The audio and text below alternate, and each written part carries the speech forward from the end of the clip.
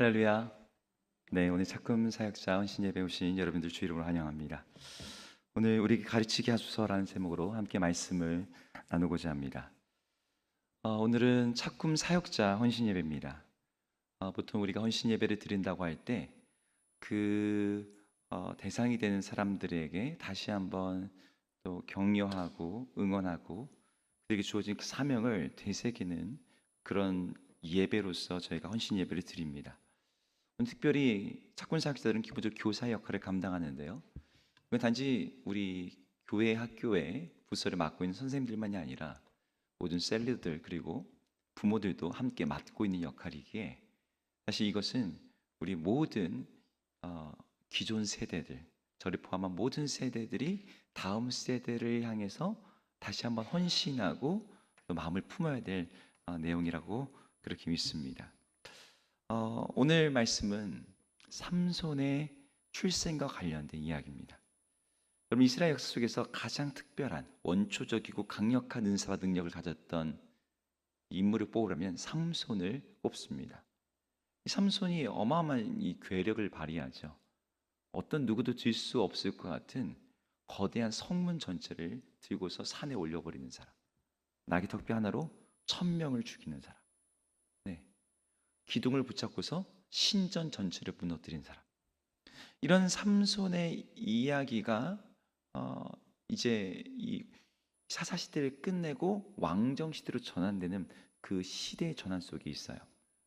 사실 사사 시대는 이스라엘 백성들이 과연 하나님의 백성이 맞나 싶을 정도로 그 신앙과 삶과 윤리의 모든 면에서 다 타락하고 변질되어 있는 상황이었습니다. 이스라엘 자손들이 여호와의 목전에 악을 행함에 따라서 하나님께서 그들의 죄를 돌이키시기 위해 이방 민족들을 들어서 이 이스라엘 민족의 가시가 되게 하셨어요. 그래서 애굽의 압제와 같은 다시 그 경험을 하게 하시는 거죠. 그 시간이 오늘 본문에 몇 년으로 나오냐면 40년이라는 시간 동안 블레셋에 의해서 압제를 당했다라고 말하고 있습니다.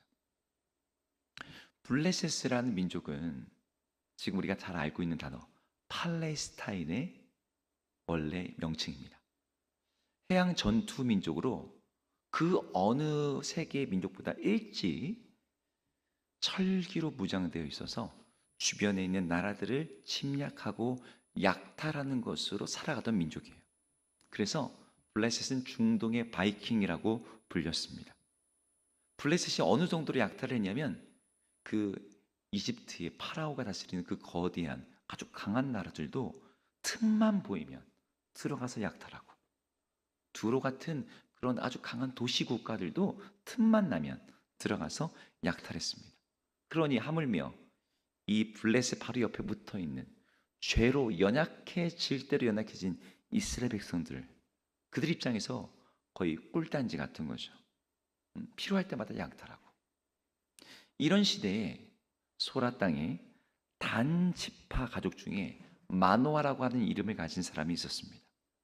마노아라는 이름의 뜻은 안식, 휴식이라는 뜻이에요. 그래서 이 압제와 약탈과 고통의 시대에 평안함과 쉼을 바라면서 그런 이름을 주었던 것 같아요.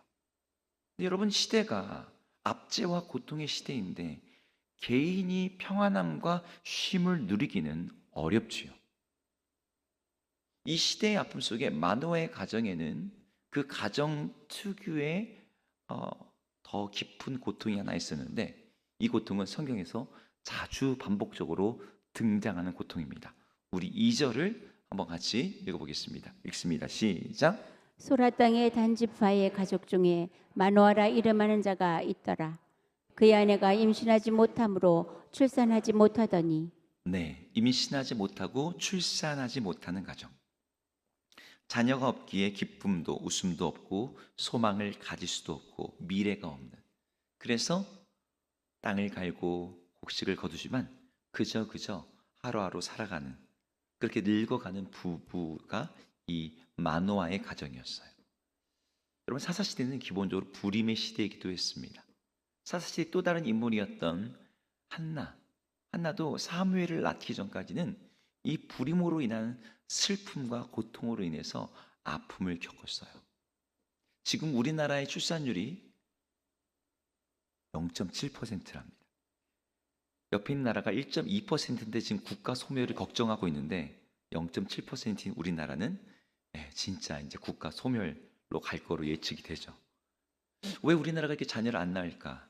여기는 배경이 있습니다. 결혼이 늦어지니까 여성분들이 출산하기가 어려운 이유도 있지만 너무나 경쟁이 치열한 사회, 아이를 낳아도 소망이 없는 사회, 아이를 낳으면 자신은 물론이고 자기의 자녀도 불행해질 것이라고 믿기에 낳지 않기를 선택하는 사회. 이런 전출산 사회 속에서 이제 사회가 구조가 바뀌고 있어요.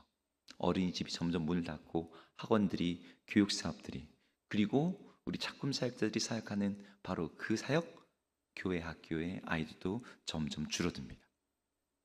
사사시대의 출산율이 떨어진 불임은 아니었지만 거룩하고 경건한 언약 백성들이 나오지 않는 그러한 불임, 그러한 저출산이 그 시대의 특징이었어요. 마치 우리 시대처럼요. 이런 배경 속에서 여호와의 사자가 자녀가 없던 그 가정 마노아의 집에 나타났어요. 그리고 이 여호와의 사자는 이 가정의 가장 큰 문제이자 불행이자 어려움이 되는 자녀를 낳지 못하는 문제에 대해서 단박에 해결을 얘기하는 거예요. 내가 아이를 임신하여 낳을 것이다. 근데 그냥 출산 예고 정도가 아니라 그 뒤에 이 아이를 어떻게 키워야 될지에 대한 말씀도 하고 있는 거죠. 우리 4절과 5절의 상반절을 한번 읽어보겠습니다. 읽습니다. 시작.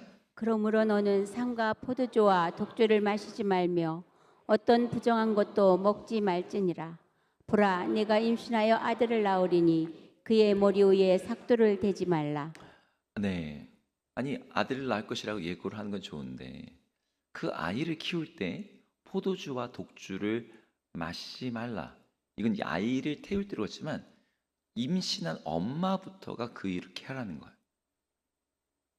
아이가 혹시 기형아가 될까봐 그런 얘기를 할까요?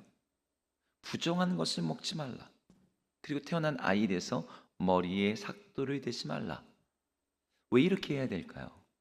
5절의 하반절에 그 이유가 나옵니다. 5절 하반절을 같이 읽어보겠습니다. 시작. 이 아이는 태에서 나옴으로부터 하나님께 바쳐진 나실인이 됨이라. 그가 블레셋 사람의 손에서 이스라엘을 구원하기 시작하리라 하시니. 네, 이 아이가 엄마의 배에서 나오면서부터 하나님께 바쳐지는 특별한 아이, 나시린이 될 거라고 오늘 말하고 있어요. 나시린은 히브리 언어 나자르라는 단어에서 나온 말인데 바친다, 헌신한다라는 뜻이에요. 그러니까 이 아이는 태어나면서부터 하나님께 바쳐지고 헌신되는 그런 특별한 거룩한 아이가 되라는 거죠. 이 아이를 키울 때 그냥 착한 아이로 자기 앞가림 잘하는 아이로 키우는 것이 아니라 하나님께 바쳐진 특별한 아이로 키우라고 오늘 명령을 하는 거예요. 보통 나시린은 스스로 자원해서 서원을 하거나 부모님에 의해서 나시린으로 서원이 됩니다. 사무엘처럼. 그런데 여기 나와 있는 이 아이에 대해서는요, 하나님이 태어나기 전부터 지명을 하신 거예요. 이 아이는 그렇게 키워야 된다. 이렇게 키우라고 한 데는 이유가 있었습니다. 하나님께서 이 아이를 통해서 하실 일 때문이었어요.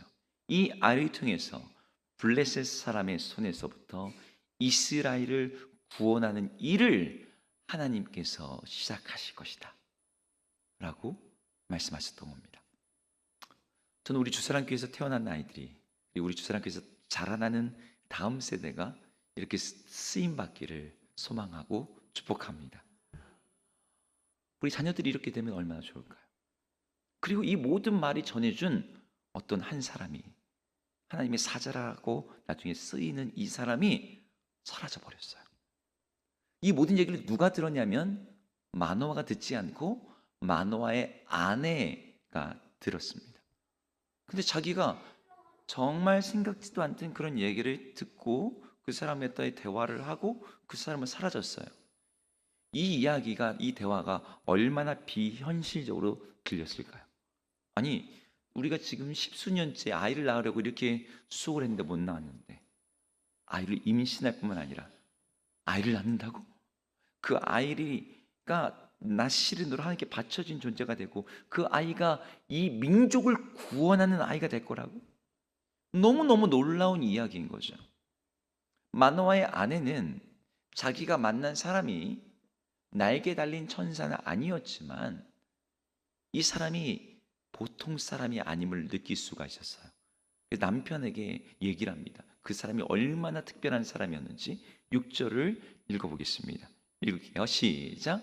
이에 그 여인이 가서 그의 남편에게 말하여 이르되 하나님의 사람이 내게 오셨는데 그의 모습이 하나님의 사자의 용모 같아서 심히 두려움으로 어디서부터 왔는지를 내가 묻지 못하였고 그도 자기 이름을 내게 이르지 아니하였으며. 네, 하나님의 사자의 용모 같았다.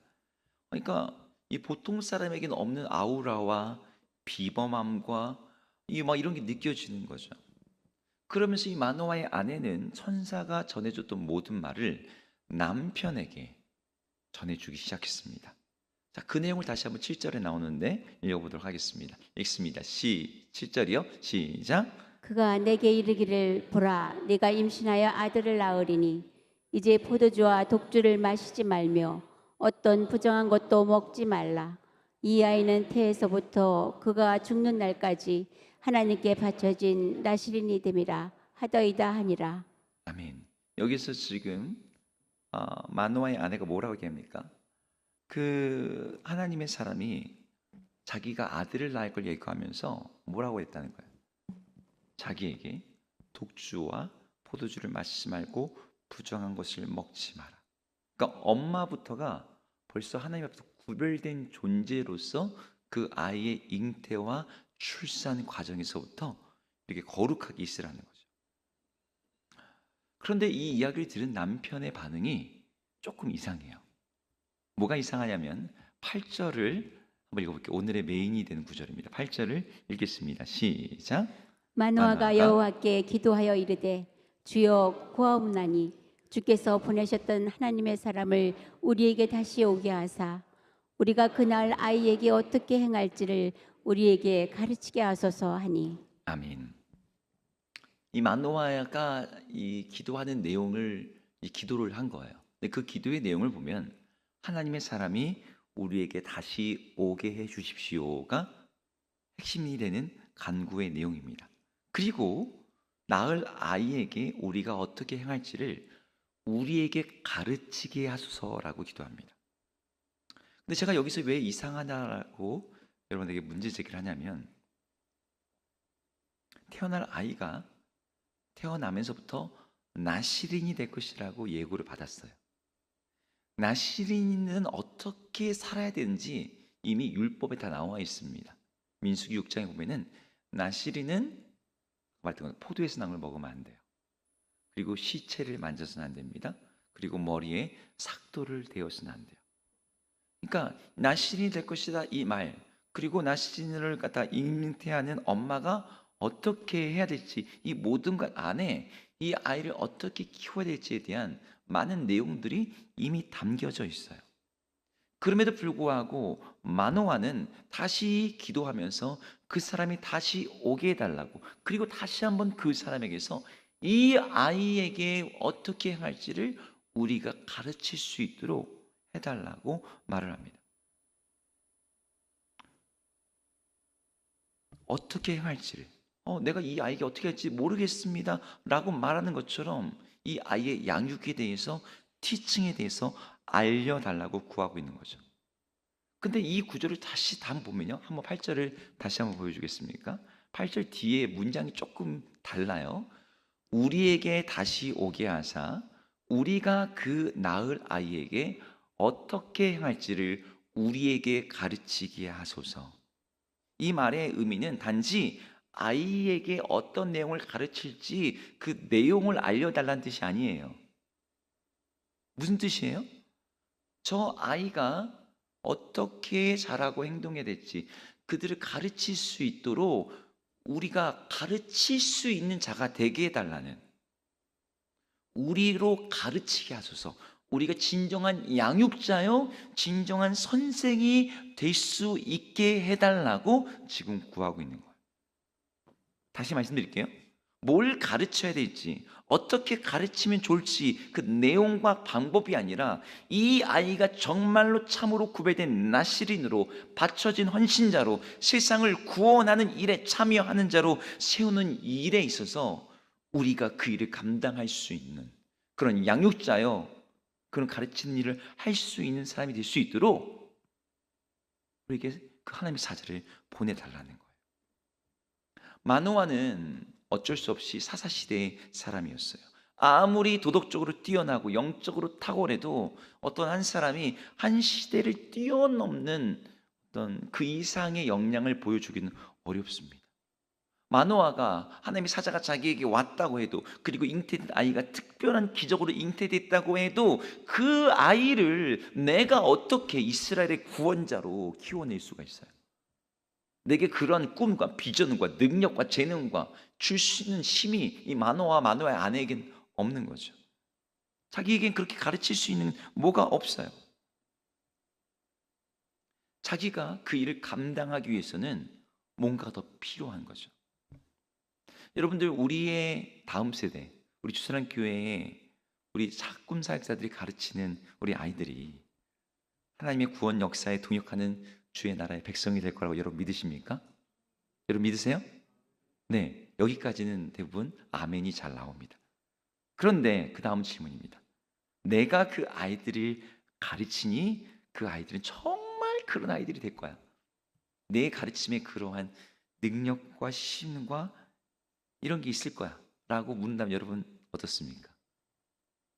우리에겐 그런 자신감이 없죠. 그래서 우리에게 기도가 필요해요. 오늘 마노아의 기도, 우리가 그렇게 가르칠 수 있는 자가 되게 하소서.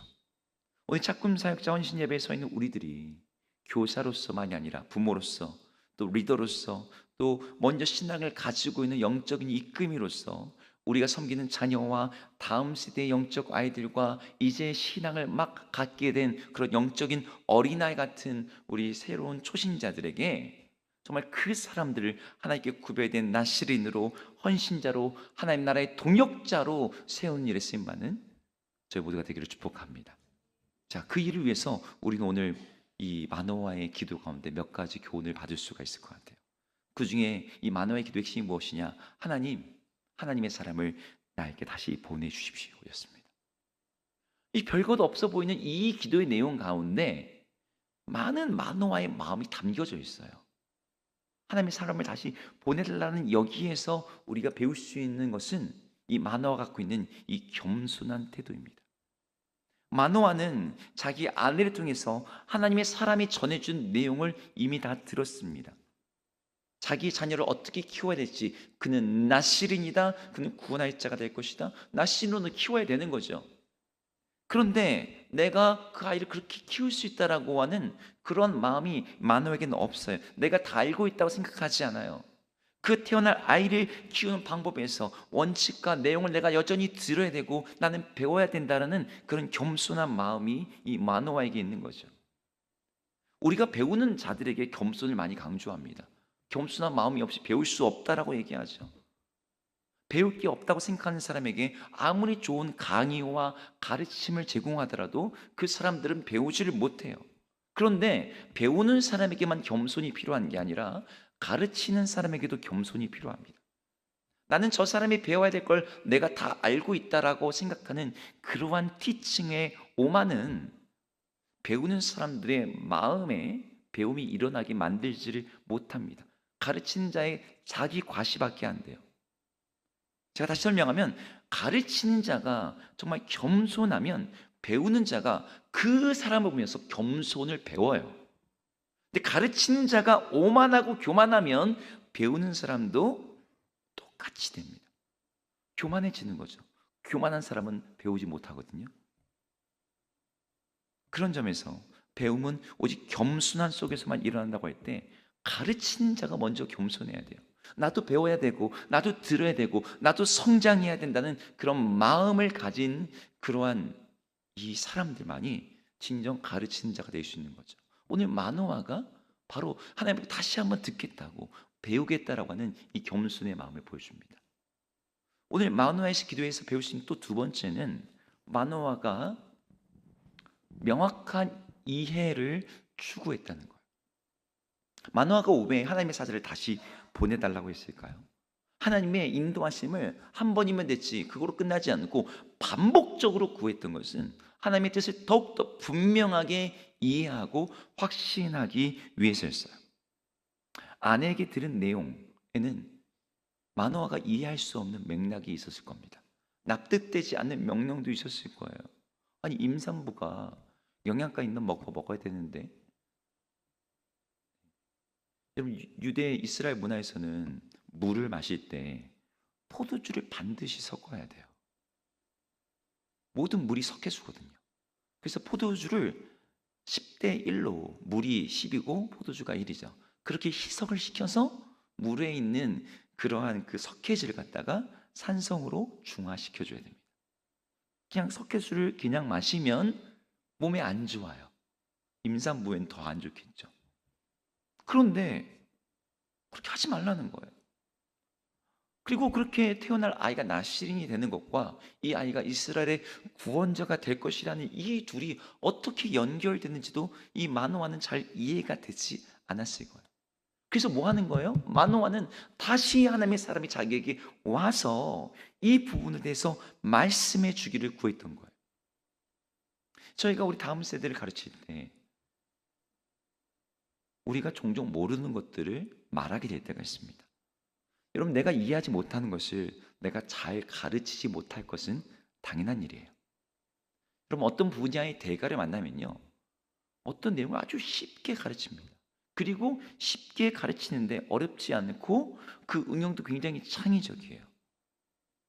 제가 예전에 학원 강사로 일을 할 때 저는 수학을 되게 싫어하는데 한 수학 선생님이 1시간 동안 정수론을 가지고 고등학교 1학년 친구들이 가르치는 거예요. 여러분 정수가 뭔지 아세요? 정수? 네, 자연수라고 아시죠? 0, 1, 2, 3, 4 이런 것들이 정수입니다. 네. 근데 이 정수를 갖다가 1시간 동안 강의하면서 이 정수라는 개념을 가지고 미분과 적분을 푸는 걸 하시는 거예요. 제가 그 옆에서 내용을 이해 못하는데 이게 뭐가 다르다는 걸 느끼는 거죠. 이분이 정수에 대한 개념을 분명히 아니까 아이들에게 그 개념을 정확하게 이해시키면서 같은 수학인데 그냥 문제풀이 정도가 아니라 수학의 깊은, 그래서 정말 이거는 풀어보지 않으면 못하는 문제들을 창의적으로 풀 수 있게 만들었어요. 여러분, 우리가 하나님의 말씀과 복음이라는 진리를 우리가 다음 세대에게 전달할 때 이 전달이 왜 잘 안 되는 줄 아십니까? 우리가 잘 모르고 있어서요. 알긴 알아요. 아예 모르는 건 아닙니다. 우리가 듣기 들었어요. 그런데 그걸 설명하라면 설명을 못해요. 자녀들에게 복음을 명확히 제시해 보십시오라고 말하면 복음을 명확하게 제시할 수 있는 분이 교회 성도가 100명이라면 3명이 안 됩니다. 복음을 왜 명확하게 제시하지 못하죠? 복음이 어려워서 그렇습니까? 복음이 굉장히 뭐 수학 공식처럼 막 교수 학위가 있어야 됩니까? 아닙니다. 복음을 이해하는 일에 있어서 우리에게 필요한 것은 그것을 반복적으로 하나님께 묻고 구하고 그걸 갖다 우리 안에 소화시키고 적용하고 그것을 가지고 우리 다음 세대에게 온전히 전달하기 위한 내 안에서 먼저 소화된 그 이해가 있어야 돼요. 근데 그것이 없는 상태에서 내가 몇 번 들었던 걸 가지고서 내 안에는 있는데 그게 체계화되어 있고 정리되어 있지 않은 거예요. 마노아는 자기가 들은 내용을 더 명확하게 이해하고 그것을 자기 자녀에게, 삼손에게 전달하기 위해서라면 내가 내 아내에게 건네 듣는 게 아니라 내가 정말 직접 그걸 들어야 되고 알아야겠다라는 생각을 했던 거죠. 여러분, 우리가 주의 복음과 말씀을 그냥 듣는 것에서 멈추지 않고 그것을 가지고 묵상하고 반복하고 공부하고 연구하고 이해하고 내 안에 소화시켜서 우리 다음 세대가 먹을 수 있도록, 그렇게 소화할 수 있도록 그 말씀을 전해줄 수 있는 여러분 되기를 축복합니다. 마노아의 기도에서 배울 수 있는 세 번째는 그가 하나님께 분명한 확신을 구하고 있다는 거예요. 오늘 마노아에게 일어난 일은 정말 너무나 갑작스러운 일이었습니다. 이건 정말 마른 하늘에 벼락이 치는 것처럼 이게 뭔 일이야? 한 사람이 와가지고 십수년째 자녀를 못 낳고 있는 부부에게 아이를 낳을 거라고. 근데 그 아이가 그냥 아이가 아니라 아들인데 그 아이를 나시린으로 드리면 하나님께서 저를 구원자로 삼으실 거라고. 이게 진짜일까? 이게 무슨 일일까? 왜 이런 생각이 안 들겠어요? 마노아는 다시 한번 그 말을 전해준 하나님의 사람이 자기에게 와서 이 권면이 그냥 지나가면서 하는 덕담이나 이런 것이 아니라 정말 하나님께서 그 일을 행하고자 하신다는 것을 확인하기를 원했던 거예요. 여러분, 우리가 자녀를 키울 때 경험하게 되는 실망이 있습니다. 낙심이 있어요. 얘가 뭐가 되겠나? 평범함에 대한 유혹이 있어요. 이 아이를 정말 자기 뜻대로 키우기 위한 어떤 그런 씨름을 어떤 때 놓고 싶지요. 그런데 마노아에게 하나님이 이 아이를 이스라엘의 구원자로 삼으실 것이다라는 그 말을 들었을 때 마노아가 그 얘기를 반복적으로 들음을 말미암아 그 확신을 가지고 아이를 키울 때 자녀에게도 그게 전달되는 거죠. 하나님이 나를 뭔가 쓰시려나 보다. 내가 대충 살면 안 되는구나. 배움의 동기부여가 일어났을 거예요. 여러분, 우리에게도 이런 확신이 필요합니다. 여러분, 제가 아까 우리 다음 세대가 하나님께서 이 땅 가운데 하나님의 나라를 이루시고 하나님의 구원의 역사를 이끌어 가신 일에 쓰임 받을 줄가 믿으십니까? 했을 때 한 절반 정도가 아멘 하셨어요. 그런데 내 아이가, 우리 반에서 제일 말 안 듣는 그 애가 하나님의 그 일에 쓰임 받을 거라 믿습니까? 하면 아멘이 안 나오고 한번 생각해 봐야 되겠는데요. 우리부터가 쟤는 안 될 것 같아. 이런 생각들이 있어요. 그런 면에서 우리가 하나님께 먼저 들어야 되는 거죠. 하나님, 정말 이 아이가 그런 아이입니까? 이 아이를 통해서 정말 이스라엘 백성들을 구원하기를 원하십니까? 여러분, 이런 확신이 없는 가르침엔 힘이 없습니다. 그러나 확신이 있는 가르침에는요, 분명한 그 아이, 그 선생님의 확신이요, 아이를 설득시켜요. 이 겸손한 태도와 명확한 이해와 분명한 확신을 구하는 이 마노아의 기도, 저는 이런 마노아의 기도 속에 담겨져 있는 이 간구의 내용들이 지금 우리에게 필요해요. 이걸 통해서 마노아가 이것들을 얻기 위해서 구했던 게 오늘 본문 8절에 나오는데, 다시 한번 8절 읽어보도록 하겠습니다. 8절 오늘 본문 읽어볼게요.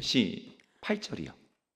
네, 읽습니다. 시작. 마노아가 여호와께 기도하여 이르되 주여 고하옵나니 주께서 보내셨던 하나님의 사람을 우리에게 다시 오게 하사 우리가 그날 아이에게 어떻게 행할지를 우리에게 가르치게 하소서 하니. 네, 여기에서 이 모든 걸 위해서 마노아가 구한 게 뭐였어요? 하나님의 사람이 다시 오는 거였습니다.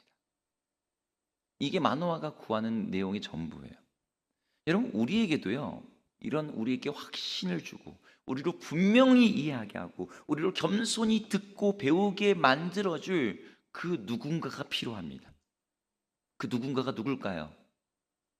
갑자기 화면이 바뀌어가지고 저인 것처럼 이렇게 나왔는데, 네, 우리 예수님이 그분이 누군지를 어떠한 사람보다도, 그 어떠한 천사보다도 탁월하게 우리를 가르치고 우리를 온전케 하고 우리에게 확신을 주고 우리에게 분명한 이해를 주고 우리에게 그 일들을 감당케 하시는 분을 소개하고 있습니다. 요한복음 14장 26절, 요한복음 14장 26절 읽겠습니다. 시작. 보혜사 곧 아버지께서 내 이름으로 보내실 성령, 그가 너희에게 모든 것을 가르치고 내가 너희에게 말한 모든 것을 생각나게 하리라. 아멘. 성령님께서 이 일을 하신다는 거예요. 여러분, 성령님께서 임하실 때 초대 교회 사람들이 일어났던 일을 여러분 아시죠? 처음 성령님께 임하실 때 비길의 담에 모인 곳이 진동하더니 무리가 다 성령이 충만하여 담대히 하나님의 말씀을 전하니라. 평범했던 사람들 안에요, 담대함과 확신이 생겼어요. 그들에게 권능과 능력이 주어졌어요. 각기 난곡 방언으로 수십 개의 언어로 그 모든 사람들에게 하나님의 복음을 담대하게 외칠 수가 있었습니다. 이 일이 어떻게 일어난 거예요? 구약의 시대에는 하나님의 사람이 왔지만 신약의 시대는 하나님의 성령께서 오셔서 그 일을 하신 것이죠. 말씀의 저자이시자 말씀의 해석자이시며 그 말씀을 가지고 우리 안에 조명하시고 가르치시고 이해하시고 생각나게 하시고 적용하게 하시는 그분이 지금 우리에게도 절대적으로 필요한 거예요. 교사는 그런 면에서 그 누구보다도 성령의 충만함이 필요한 사람들이에요. 성령께서 오시면 우리는 다음 세대로 하여금 그들이 어떻게 행해야 되는지, 그들이 나시린으로서, 그들이 구원의 동역자로서 세워지는 일에 우리의 모든 일들이 쓰임받게 됩니다. 방금 읽었던 요한복음 14장의 말씀 속에서 성령 하나님이 오시면 어떤 일이 일어난다고 되어 있냐면, 다시 한번 보여주실래요? 뭐라고 써 있냐면, 성령 그가 너에게 모든 것을 가르치신다라고. 예수님이 말씀하는 것을 생각하게 한 동시에 그 앞에 뭐냐면 모든 것을 가르치신대요. 모든 분야의 모든 지식에 있어서 그분은 막힘이 없이 그 분야가 의학이든 법학이든 일상이든 관계든 모든 분야에서 성령님께서 그 일을 하신대요. 가끔 우리가 가르칠 때 내가 지식이 부족한데 내가 저 아이를 어떻게 가르치고 양육할 수 있는가? 아니, 내가 뭔가 싸움을 좀 해야지 내 자녀에게 이스라엘의 구원자가 될 수 있는 뭘 가르칠 수 있는 거 아니야? 이런 생각 왜 만화가 안 했겠습니까? 근데 성령께서 오시면 이 문제가 완전히 해결돼요. 여러분, 우리가 우리 자녀들에게 다음 세에게 우리가 무엇을 가르친다고 여러분 생각하세요? 많은 분들이 우리는 성경을 가르친다고 생각해요. 제가 이전 교회에 관리 집사님이 계셨습니다. 근데 그분의 자녀가 미국으로 미국 사람과 결혼을 해서 미국에서 이제 이민을 가서 자녀를 낳았는데 이 사위가 미국 사람인 거죠. 백인인데 결혼한 지 얼마 안 돼서 병으로 먼저 세상을 떠나게 됐습니다. 그러니까 이제 손주 둘, 그러니까 자기 딸 아이 둘 놓고서 키우는 거예요. 그러니까 이제 한국에 있는 저희 관리 집사님이 그 딸이 혼자서 그 이국 땅에서 애 둘 키우는 게 너무너무 안타깝죠. 한국에 들어오라고. 근데 안 들어온대요. 이 아이에게 주신 하나님의 비전과 꿈이 있어서 자기는 이 땅에 사겠다는 거예요. 그래서 투잡, 쓰리잡 하면서 거기서 이제 그 아이들이 키우는 거예요. 제가 전에 있을 때 이제 그 교회에 한 1년, 2년에 한 번씩 그 아이들과 그 따님이 방문을 하면 같이 교제도 하고 얼굴도 보곤 했어요. 근데 어느 해에 그 손주 이제 남자아이가 여자가 있는데 그 애들이 여기 한국에 들어오면 그렇게 스케줄이 많다는 거예요. 한 2달 정도 들어오는데 치과 치료도 받아야 되지. 미국 비싸니까. 뭐 또 뭐 여기저기 볼 것도 많지. 근데 한국에 들어와서 레슨을 받는다는 거예요. 무슨 레슨을 받냐고. 뭐 피아노인가 했더니 펜싱 레슨을 받는다는 거예요. 초등학생인데. 그리고 웬 뜬금없는 얘기인가. 저희 교회 근처에 그 성북구에서 만든 펜싱장이 있었거든요. 왜 펜싱을 배우게 하냐고. 우리나라 뭐 펜싱 강국이긴 하지만 한국이 좀 저렴하기도 하대요. 근데 왜 굳이 아이에게 그 비싼 돈 들여서 펜싱을 가르치냐고.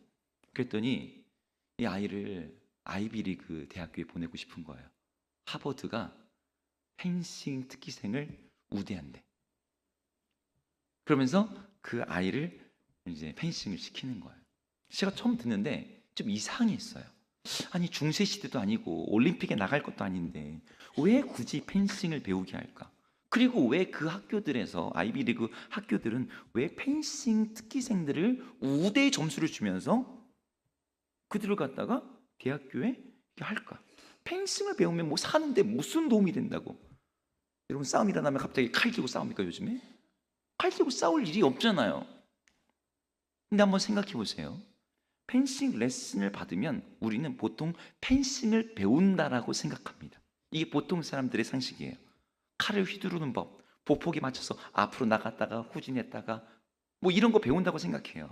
근데 이 대답은 100점짜리 만점이라면 50점도 안 됩니다. 제가 질문을 바꿔볼게요. 피아노 학원에 가거나 피아노 레슨을 하게 되면 뭘 배울까요? 많은 분들이 피아노를 배우죠 라고 생각해요. 근데 정답은 아닙니다. 피아노 레슨을 받으면 피아노 자체를 배우는 게 아니라 피아노라는 악기를 통해 아이가 음악을 연주하는 법을 배워요. 그 악기를 통해 음악을 느끼고 음악을 표현하고 음악을 감상하고 음악을 몸과 마음으로 누리고 감상하고 그걸 통해서 그 인생이 풍요로워지는 법을 배웁니다. 피아노를 가르치는 선생님의 수준에 따라서 어떤 아이들은 피아노를 넘어서 음악을 배우고 음악을 넘어서 인생을 사는 법을 배워요. 피아노는 도구일 뿐이에요. 그럼 제가 질문 다시 한번 드려볼게요. 아이들이 성경을 공부하면서 교회 학교에서 성경 공부를 하면서 뭘 배울까요? 많은 분들이 성경을 배울 거라 생각해요. 성경에 누가 나오는지, 성경이 몇 권인지, 다윗의 아들이 누군지. 여러분, 성경을 공부하면서 우리가 배우는 것은 성경에 있는 내용 그 자체가 아니죠. 성경을 통해서 배우는 거예요. 성경을 통해서 하나님이 누구신지, 세상이 왜 이렇게 엉망이 되었는지, 인간의 삶에 왜 고통과 슬픔이 있는지, 우리가 꿈꾸고 소망할 게 무엇인지, 인생의 참된 목적과 의미는 무엇인지, 이 세상은 앞으로 어떻게 될 것인지, 그래서 나는 어떻게 살아야 되는지. 평범한 교사들은 배움의 내용을 가르칩니다. 좋은 교사는 배움의 이유를 가르쳐줘요. 하지만 탁월한 교사는 새로운 비전과 삶의 목적, 소명을 그 아이들에게 준다고 해요. 세상에 어떤 커리큘럼도, 어떤 학교도, 어떤 교사도 가르칠 수 없는 것을 성령의 인도함을 받는 사람들이 줄 수 있습니다. 우리 교회 학교 교사 명칭이 착꿈 사역자예요. 차세대로 하여금 꿈꾸게 하는 존재. 그 일을 누가 하십니까? 아까 탁월한 교사만이 새로운 비전과 삶의 목적, 소명을 줄 수 있다고 그랬잖아요. 그 일을 누가 하세요? 성령님께서 하세요. 우리가 그런 탁월한 교사가 안 되도록 우리가 성령에 충만하면 성령께서 정말 자녀들은 예언할 것이요, 청년들은 환상을 보며 노인들은 꿈을 꾸리라. 이 모든 일이 다 어떤 일이에요? 새로운 비전과 삶에 대한 소명을 갖게 된다는 거잖아요. 성경이라는 그 도구를 통해서 성령 하나님께서 그 일을 하신다는 거죠. 저는 오늘 마노아가 하나님께 구했던 것처럼 우리도 간절히 구해야 돼요. 마노아는 하나님의 사람이 오기를 구했지만 우리는 하나님의 성령께서 우리 가운데 오셔서 하나님 우리로 먼저 배우게 하시고, 그래서 우리의 다음 세대가 경건한 세대로, 구원의 세대로 하나님의 역사를 보는 세대가 될 수 있도록 하나님 우리를 사용하셔서 저들로 하여금 그 나라를 보게 하시고 그 나라를 꿈꾸게 하시고 다른 삶의 비전과 소명을 갖게 하옵소서. 우리가 그렇게 구할 때 하나님께서 우리를 통해서 우리 다음 세대 가운데 그런 놀라운 일을 이뤄가시기를 주의 이름으로 축복합니다.